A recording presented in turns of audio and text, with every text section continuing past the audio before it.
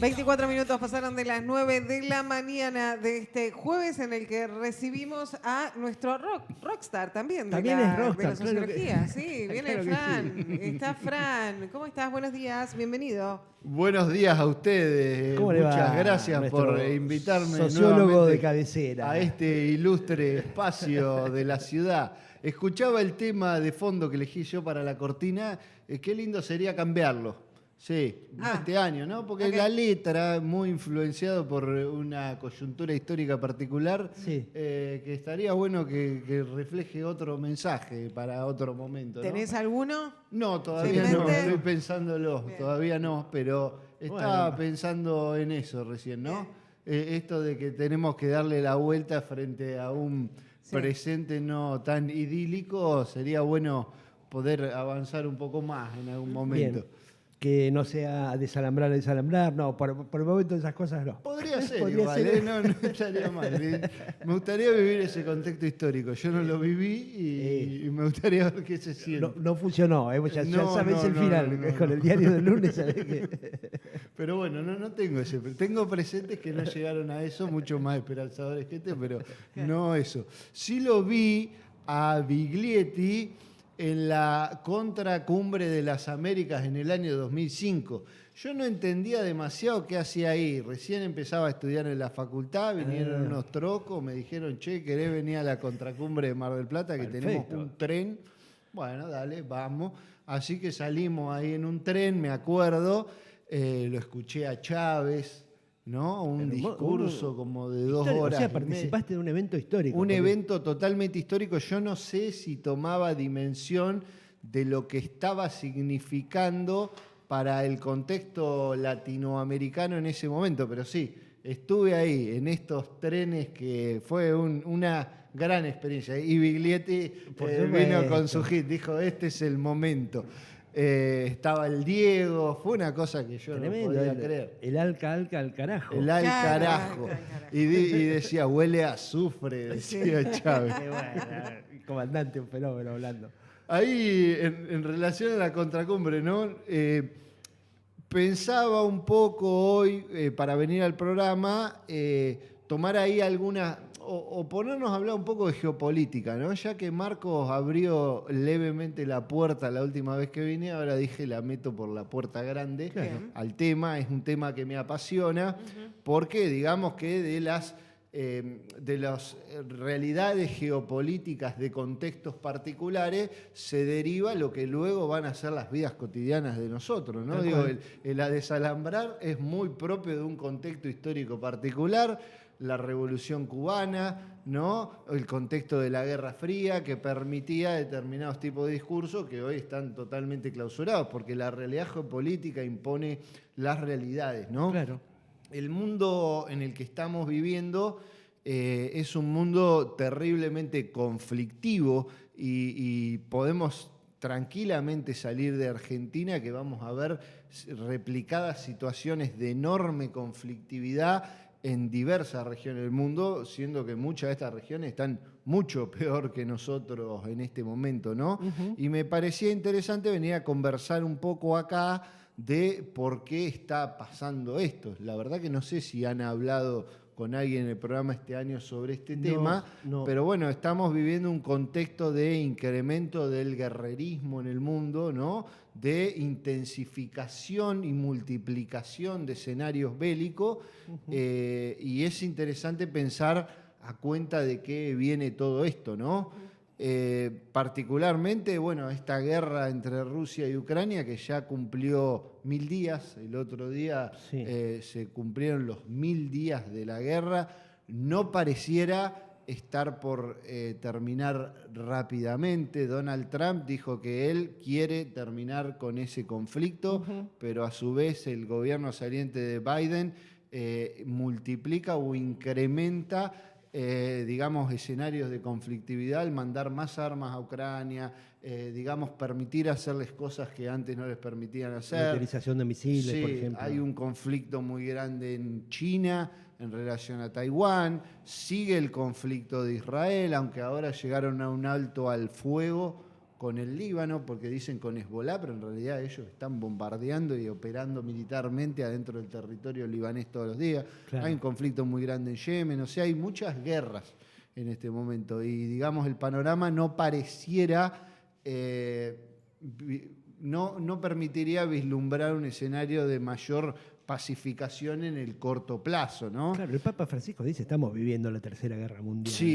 Sí, es una guerra híbrida, ¿no? ¿Qué significa una guerra híbrida? No es una guerra frontal entre los principales actores involucrados en el conflicto. Los principales actores involucrados en el conflicto hoy son Estados Unidos contra China, Estados Unidos contra Rusia, Estados Unidos contra Irán, es Estados Unidos contra otros países. ¿Bien? Claro. Estados Unidos es una potencia global que se caracteriza por, digamos, la utilización de la guerra como mecanismo para imponer su dominación. Esto no es nuevo. Está en su ADN, ¿no? Desde los orígenes de Estados Unidos se dedica a la guerra. Digamos, la mitad del territorio norteamericano se lo sacó a México a través de una invasión. Y así empiezan, ¿no? Después invadió Cuba, después ya con la doctrina Monroe durante todo el siglo XX y fines del siglo XIX, haciendo lo que quiso por la violencia con diferentes países latinoamericanos, después se mete en Europa, después se mete en Asia, ¿no? Es la política norteamericana, pero ahora sí ha incrementado su belicosidad, ¿no? Para entender un poco por qué, deberíamos remontarnos a la Segunda Guerra Mundial, ¿no? Los grandes vencedores de la Segunda Guerra Mundial son Estados Unidos y la Unión Soviética. Son los dos países que finalmente terminan comandando la operación que termina con la ocupación de Alemania, ¿no? Claro. En abril de 1945 los soviéticos entran a Berlín. Esto también lo remarco porque cuando nosotros pensamos en la Segunda Guerra Mundial, hoy que estaba con una compañera de cine, ¿no? ¿Dónde fue la Segunda Guerra Mundial? En Normandía, ¿no? El desembarco de Normandía, gracias a los... No, pero la guerra más cruenta fue en el escenario oriental, entre Alemania y la Unión Soviética, cuando Alemania estaba fuertemente debilitada. Estados Unidos coordinó una operación de invasión de lo que es Francia e Italia, ¿no es cierto?, con sus aliados para llegar a Alemania, ¿no? Pero los primeros que llegaron a Alemania fueron los soviéticos y la guerra termina con la ocupación de Berlín en mayo de 1945, la guerra en Europa, y después en agosto de 1945 Estados Unidos utiliza por primera y única vez en la historia 2 bombas nucleares en Japón, lo que lleva a la capitulación de este país en septiembre de 1945. ¿Bien? Entonces, Estados Unidos y la Unión Soviética son los grandes ganadores y los que van a pasar, digamos, a liderar este nuevo escenario histórico, pero nunca de forma igualada. Es decir, siempre hubo cierto predominio norteamericano sobre la Unión Soviética.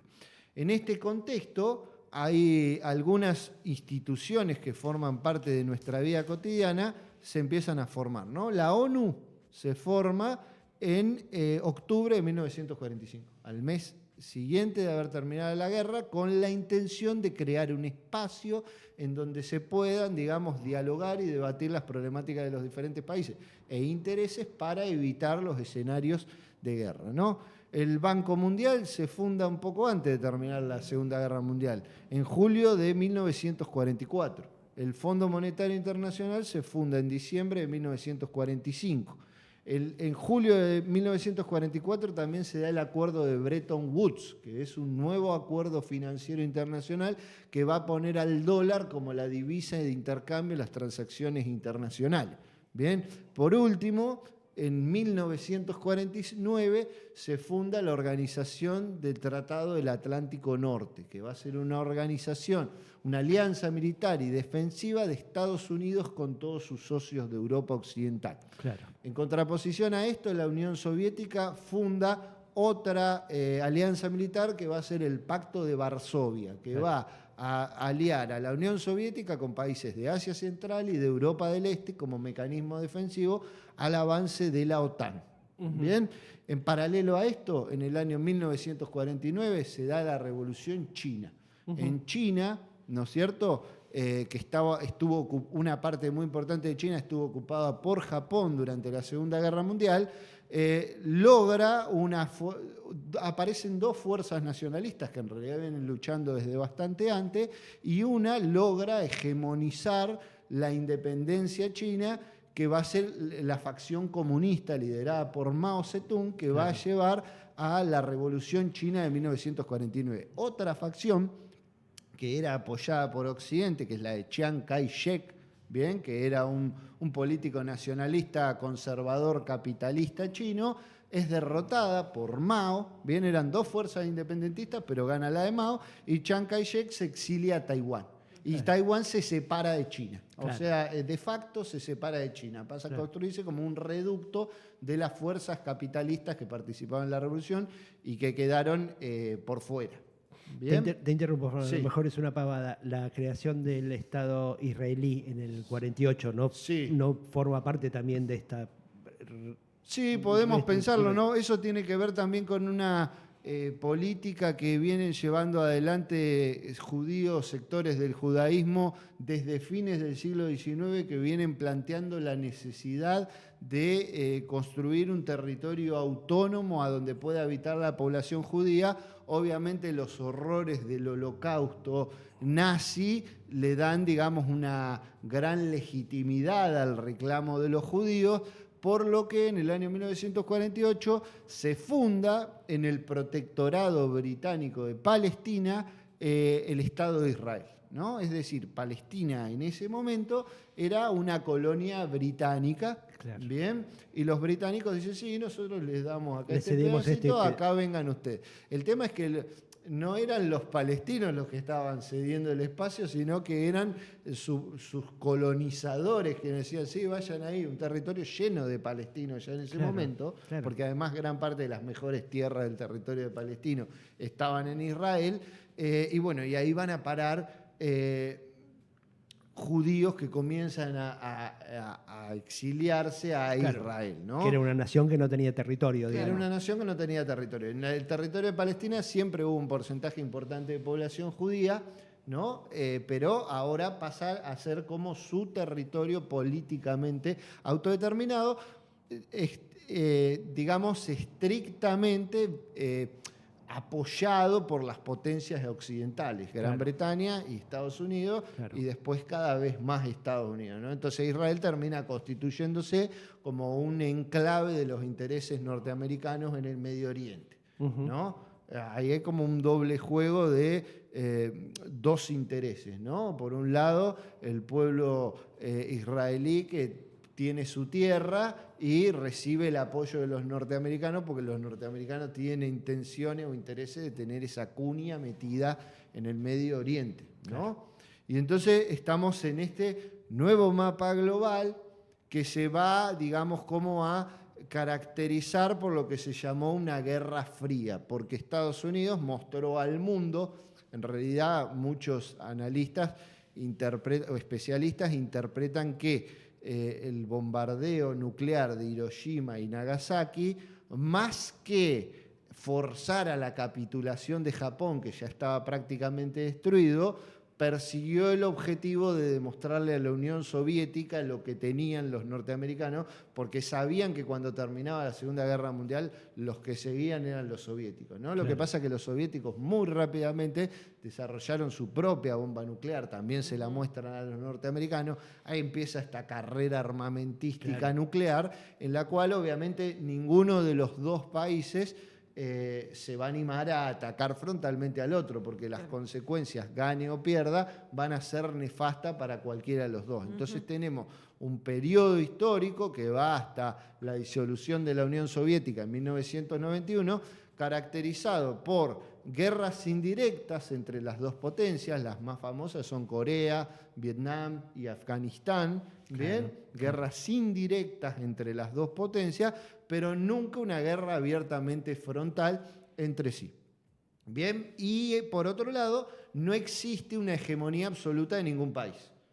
Ahora bien, en el año 1991 se disuelve la Unión Soviética, y con digamos, lo que había pasado 2 años antes, que había sido la caída del muro de Berlín y la disolución de la República Federal Alemana, se disuelve la Unión Soviética y Rusia entra en un estado de colapso económico, social, político. Los norteamericanos aprovechan esta situación y expanden las fronteras de la Organización del Atlántico Norte cada vez más hacia Rusia, ¿no? Ahí van a incorporar a Polonia, van a incorporar a varios países que eran parte del bloque soviético a su alianza militar, ¿no? Se toma impulso la Unión Europea y la situación es como una situación espectacular para Estados Unidos que termina consolidándose como una potencia hegemónica global. En los 90, Estados Unidos es la única potencia del mundo. En ese contexto se establece el consenso de Washington, en donde Estados Unidos va a dictaminar, ¿no es cierto?, los lineamientos de desarrollo políticos, económicos y sociales para todas las sociedades del mundo. Un contexto que es terrible para el globo porque Estados Unidos puede empezar a actuar con total arbitrariedad. El fin de la historia. El fin de la historia, ¿no? Aparece este filósofo Francis Fukuyama que va a venir a decretar que hemos finalmente llegado al fin de la historia, porque va a haber algunos apologetas de este proceso que van a interpretar que esa globalización que se va a imponer es el estadio máximo de la civilización humana, ¿no? El problema es que es una globalización en la medida de los intereses y las necesidades norteamericanas. Pero esto que no los geoestrategas, pero el sentido común interpretaba que había venido para quedarse por los siglos de los siglos, comienza en realidad a resquebrajarse rápidamente, ¿no? Los norteamericanos ya en los 90 llevan adelante algunas guerras, ¿no? La más conocida es la Guerra del Golfo, que fue algo terrible porque yo me acuerdo, era muy chico, tenía 6 años y mirábamos en el televisor de mi casa cómo bombardeaban Bagdad y uno parecía que estaba mirando una película de guerra, ¿no? Miraba así, te sorprendía porque te mostraban cómo los misiles caían, ¿no? Era, digamos, esa como cuestión de los norteamericanos de mostrarse como acá estamos nosotros, ¿no? Pero bueno, esto no dura demasiado, ¿bien? Porque empiezan a pasar algunas cosas, ¿no? En la década del 2000, se me fue el nombre, los talibanes hacen un atentado, que es el atentado más grande de la historia de Estados Unidos, que derriban las Torres Gemelas, ¿no? Y en este contexto, los norteamericanos la primera guerra la había hecho George Bush, y la segunda invasión en Afganistán la hace su hijo, que es el nuevo presidente de Estados Unidos, ¿no?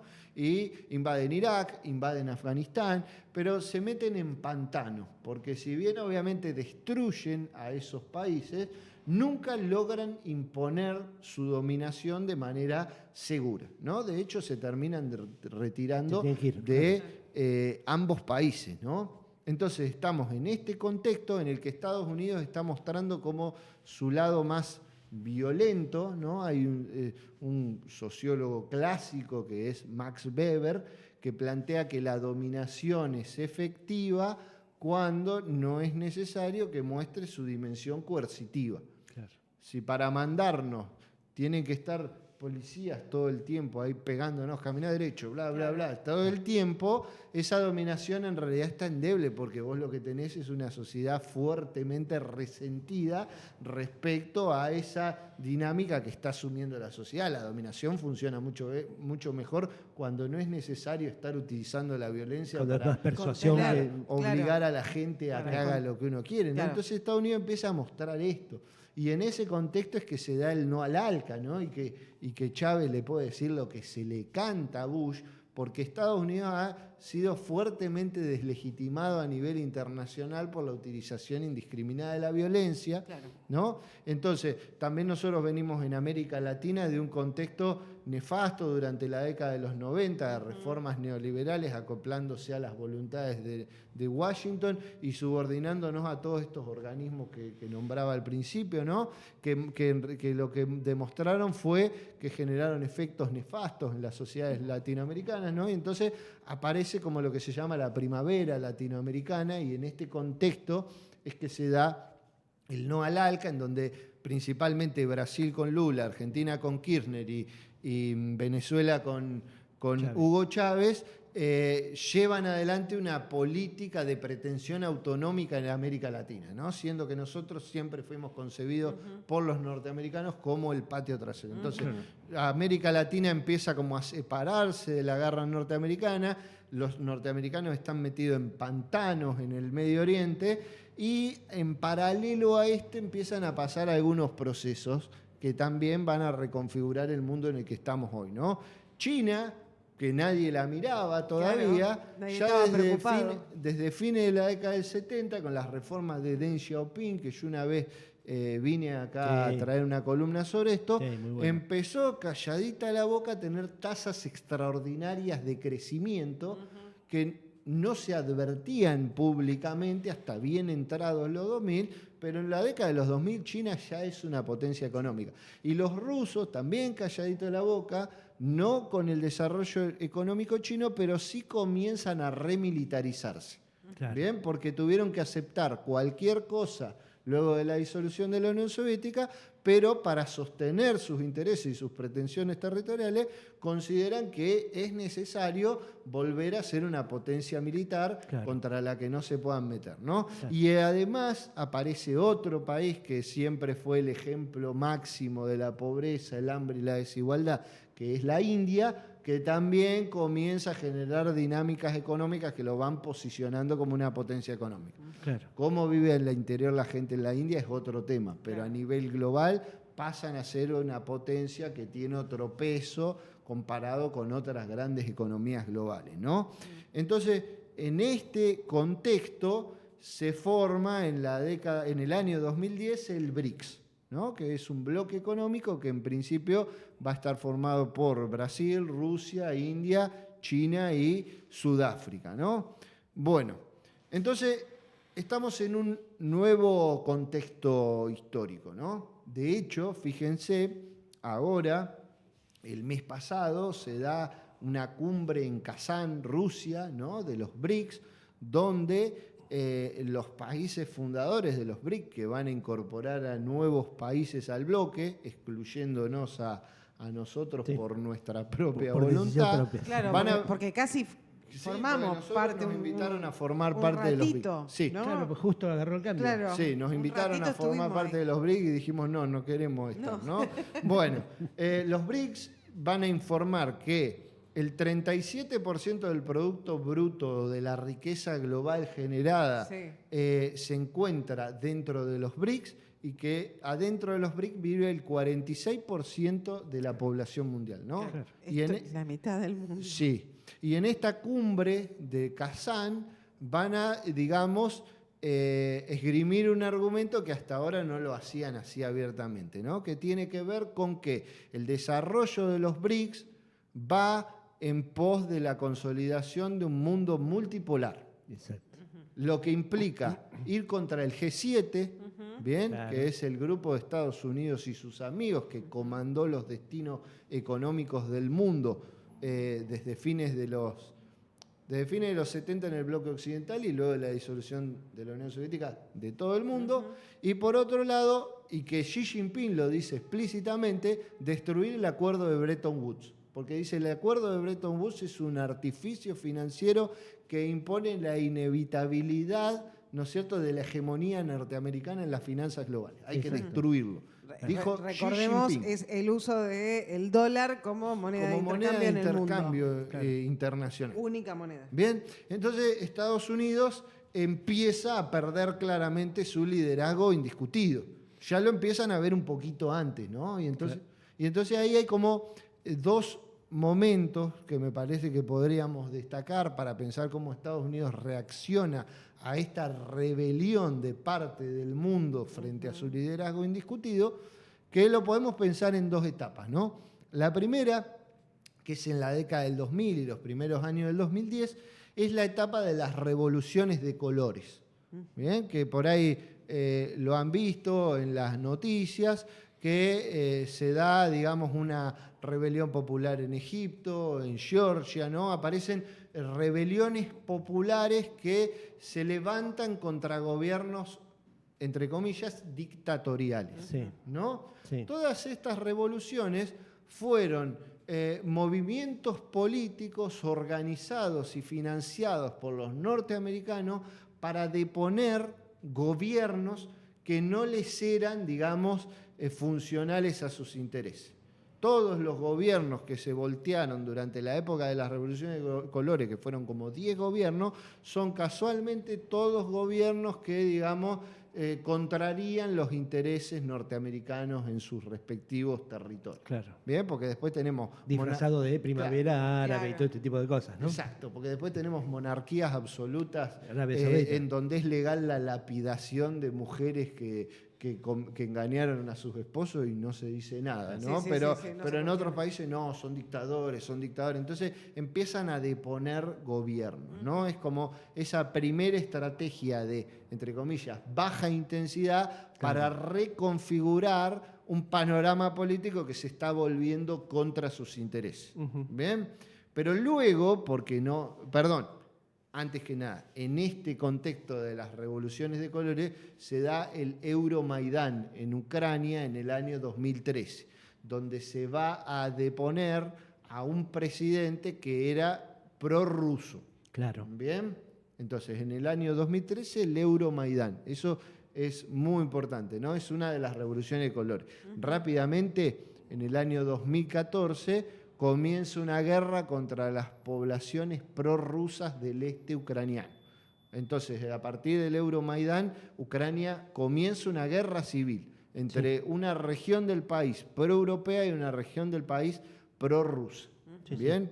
Lo suspendemos un toque a eso. Con ahí, un ¿no? exterminio prácticamente de esas poblaciones. Sí, una política de prácticamente, no sé si decirlo, pero casi un genocidio sobre las poblaciones rusófobas al interior de Ucrania, con Rusia mirando con un gran disgusto esto desde afuera. De hecho, en el contexto del Euromaidán, Rusia va y toma Crimea, ¿no? Invaden Crimea y de un día para el otro dice la población de Crimea quiere ser rusa. Como el 95% de la población dijo, cuestionable la elección, pero bueno. ¿Bien? Sí. Bueno, Crimea sale de Ucrania. Bueno, en este contexto, los norteamericanos no terminan de lograr lo que están queriendo lograr, porque la tendencia de, digamos, los BRICS sigue incrementando poder en desmedro de Estados Unidos y Europa Occidental. Comienza una segunda etapa, que podemos... hay algunas cuestiones, como por ejemplo la guerra de Libia, ¿no? Donde Estados Unidos invadió directamente Libia, donde se mete en Siria, donde empieza a financiar a Arabia para que destruya a los hutíes que viven en Yemen. Empieza una política mucho más belicosa, más agresiva, pero de vuelta sin meterse ellos de frente, ¿no? Bueno, en Libia sí, pero comienzan más a actuar indirectamente, pero aportando mucho armamento y también personal militar, porque los mandan a esos territorios. Bien. En este contexto, un humorista gana las elecciones en Ucrania en el año 2019, que es Volodymyr Zelensky. Bien. Y Zelensky comienza a plantear que Ucrania debe incorporarse a la Unión Europea y a la OTAN. Bien, Rusia ya había dicho en numerosas ocasiones que no iba a tolerar la incorporación de Ucrania a la OTAN porque Ucrania está muy cerca de Moscú y eso afecta los intereses de seguridad nacional. Es como que México, ¿no es cierto?, decida empezar o quiera armar una alianza militar con China, Rusia, Corea del Norte, Irán. Hay que ver si los norteamericanos se bancan eso, ¿no? Sí. Es exactamente, y no es lo mismo porque Washington estaría lejísimo. Claro, ¿no? encima de eso, claro. Acá ya están cerca, ahí nomás de Moscú, a un paso de Moscú. Entonces comienzan a incrementarse las tensiones entre Rusia y Ucrania, y en ese contexto Rusia va a movilizar a 150.000 soldados a la frontera de Ucrania en el año 2021 y a Bielorrusia. Y dice que están haciendo ejercicios militares. Que no se preocupe nadie porque están haciendo ejercicio militar. Bueno, en ese contexto los norteamericanos empiezan a desembarcar masivamente armamento en Ucrania. Claro. Ya lo venían mandando, porque la guerra civil que había en Ucrania no era una guerra entre una facción de Ucrania y otra de Rusia, sino que ya era una guerra entre Estados Unidos y Rusia en el territorio ucraniano, ¿no? Entonces ya los norteamericanos estaban financiando al sector pro-occidental, pero ahora ya con los ejercicios militares empiezan a mandar barcos enteros de armamento. Bien, bueno, en el año 2022, en febrero del 2022, Rusia finalmente decide invadir Ucrania. Bien, entonces ahí comienza una guerra que también fue como espectacular, comparándola, por ejemplo, con la guerra del Golfo, porque también hicieron uso de ese despliegue escénico para mostrar en los medios de comunicación que el primer día de la guerra se comparte un video, cae un misil y tira a la torre de comunicaciones de Kiev, que es el edificio más alto de toda Ucrania, como mostrando eso también, ¿no? Empieza una guerra en la que no quedaba muy claro qué iba a suceder. Finalmente los ucranianos claramente ya estaban organizados para resistir esa invasión, y una guerra que parecía, por lo menos ante quienes no estamos empapados, en la interna iba a resolverse rápido, ¿no? Ya ha cumplido más de 1000 días, ¿no? Sí. En este contexto de la guerra de Rusia con Ucrania, la Nancy Pelosi, que en la línea de mando norteamericana sería la tercer persona de esa línea, ¿no? Es decir, después de Biden y Kamala Harris seguía Nancy Pelosi en la línea de mando, visita a Taiwán oficialmente. Hace como una visita oficial a Taiwán, lo que implica en cierta medida que Estados Unidos está reconociendo la soberanía de Taiwán, lo que era algo que ya se había acordado entre Estados Unidos y China, que era que los norteamericanos reconocían que China era un estado único y que, digamos el mando de ese estado estaba en el territorio continental. Y ahora están haciendo una visita como a otro país que los mismos norteamericanos no reconocen, ¿no? Claro. Lo que lleva a un incremento exponencial de las tensiones entre China y Taiwán, ¿no? En donde los norteamericanos ya se meten de una manera muy clara diciendo que si los chinos iban en Taiwán, acá ellos van a entrar. Claro. Bien, entonces se abre otro escenario de conflicto, uno en Europa, otro en Asia Oriental, ¿no? En este contexto también surge o aparece, a partir de este atentado que lleva adelante el año pasado Hamás en territorio israelí, ¿no es cierto?, un nuevo foco de conflicto en el Medio Oriente, que es el conflicto de Israel contra países y organizaciones políticas y militares vinculadas a los intereses de Irán. ¿Bien?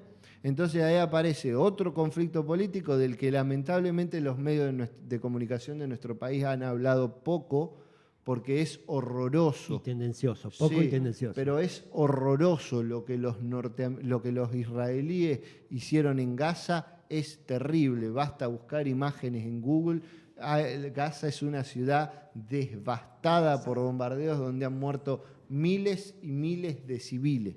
Bien, ahora en este contexto comienza o se incrementa un conflicto entre Israel e Irán, donde habrán visto, uno le tiró misiles a el otro se los devolvió, ¿no? Y la presencia norteamericana cada vez más fuerte en este territorio, ¿no?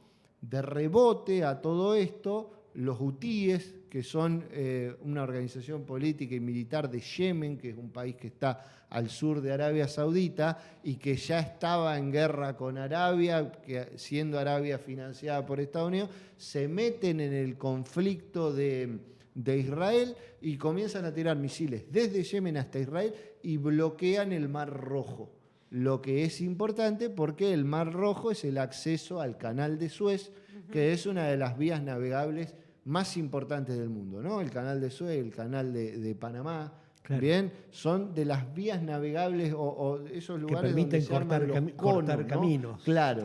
Entonces, los hutíes establecen una suerte de estado de sitio sobre el territorio del Mar Rojo. Cuestiones que tampoco aparecen en las noticias porque cada 2 o 3 días los hutíes están hundiendo un barco carguero. Han hundido hasta barcos militares norteamericanos. Ah, mira, eso no sabía. Bien, no sabe nada eso en las noticias. No, claro. Entonces, otro foco de conflicto más. Y ya no sé qué otro foco de conflicto, en todo este contexto y el conflicto que está absorbiendo a Europa, que es el conflicto de Ucrania, porque Europa está actuando en función de lo que los norteamericanos le dicen que tienen que hacer, lo que está demostrando que Europa, de haber sido las grandes potencias colonizadoras del siglo XIX, se están convirtiendo en una colonia norteamericana.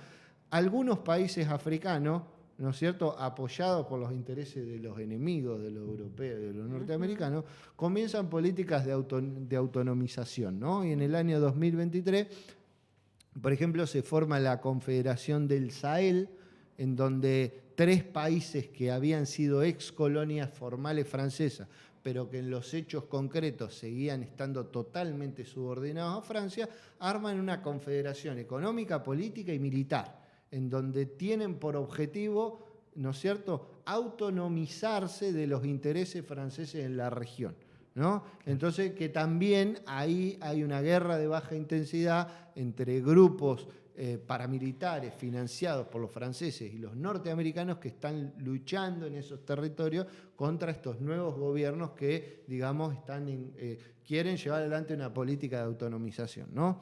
Entonces, este es el mundo en el que estamos viviendo hoy. ¿Cómo explicar esto? Bueno, los norteamericanos están en una crisis extraordinaria. Fíjense, cuando gana Biden las elecciones, grupos de manifestantes toman el Capitolio, hay 4 muertos. Luego, Trump decide volver a presentarse a elecciones y lo intentan matar 2 veces. ¿Bien? Y luego, ahora, Trump dice que va a hacer algo y Biden intensifica en el sentido contrario algunas políticas para que Trump no lo pueda hacer. Esto lo que demuestra es que frente a esta potencia hegemónica que había establecido al interior de su país consensos básicos que les permitían ejercer su dominio por sobre el mundo, lo que se está mostrando es un resquebrajamiento cada vez más grande producto de su propia crisis. Claro. Una crisis económica que comienza en la década de los 70, ¿no es cierto?, con la globalización y la deslocalización de empresas que empieza a llevar adelante Estados Unidos. ¿Qué significa deslocalizar empresas? Mandar empresas que producían manufacturas en Estados Unidos a países donde producen más barato. Claro. Para los empresarios era un golazo porque incrementaban la tasa de ganancias. Para el pueblo norteamericano eso implica pérdida de trabajos, pérdida de salarios. Bien, en este contexto Estados Unidos comienza a debilitarse y un gran emergente, sobre todo, que es China, seguido por la India y otros países que empiezan a asumir liderazgos regionales, deciden enfrentarlo, deciden dejar de estar subordinados a los norteamericanos, ¿no? Y con la posibilidad de destruir acuerdos que los norteamericanos daban por hecho que por inercia les daban la hegemonía en el mundo, como la necesidad de comerciar con dólares.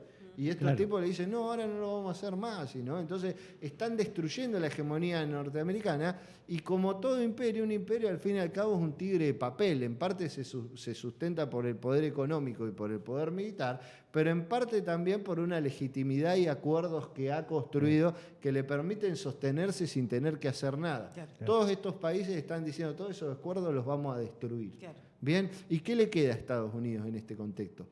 El poder económico todavía lo tiene, pero le está haciendo cada vez más difícil competir contra China, claro, porque China tiene otra estructura societal, otra capacidad productiva, otra cabeza, ¿no es cierto?, que no es menor, y no para de seguir creciendo a pasos agigantados. Claro. ¿Qué le queda a Estados Unidos en este contexto?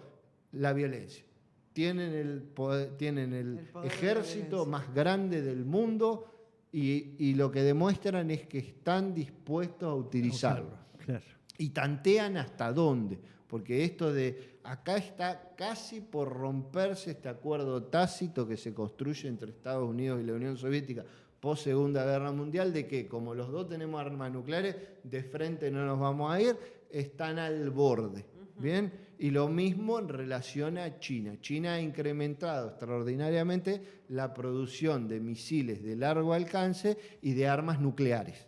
Claro. Que se mete en la contienda también, entonces. Sí, No, donde la le toque contienda de Taiwán. China es, en realidad, para los norteamericanos, el enemigo o la amenaza más grande es China, no China. Rusia. Claro, Claro. De hecho, quisieron quebrar a Rusia para sacarle un aliado a China. claro. Bien, obviamente les importa Rusia, pero el que más les preocupa a los norteamericanos es China. China. Pero con China no se pueden meter. Ahora empezaron ellos a alimentar un foco de conflicto que estaba prácticamente saldado, que era Taiwán. Taiwán, claro. ¿No? Entonces, cuando los imperios se caen, suele prevalecer la fuerza, es el manotazo de ahogado, Claro. cómo nos sostenemos, ¿no? Claro. Un poco ese es el contexto global en el que nos encontramos, con un panorama incierto. Una Wow. fabulosa. Esto quedó grabado. Sí, esto es muy bueno, ¿eh? Esto queda grabado, lo van a poder ver las veces que quieran y que sean necesarias para entender, primero porque es muchísima historia, son muchísimos años, que no son tantos a la historia, pero sí para el estudio, ¿no? y para el análisis. Espectacular. Maravilloso. Lo voy a volver a ver porque por ahí algunas cosas, viste, como que te vas perdiendo, ¿no? Es para pausar y analizar. Gracias, Fran. Gracias, Fran. Gracias Estuvo a ustedes. muy bueno, ¿eh? Por ayudarnos Realmente. a mirar el mundo al revés. Y nos vamos a despedir. Nosotros Hoy, nos hoy nos despedimos vamos también. una horita antes. Nos vamos a despedir. Mañana 8:07. Nos Te encontramos. quiero acá. Sí, Sí, vamos con 3 horas y la apertura oficial del fin de semana porque viene Brando. perfecto. ¿Sí? Cuídense mientras tanto. Exacto. Me voy al acto de hija. Muy bien. Hasta Nos mañana. vemos. Buena jornada. Gracias, Fran.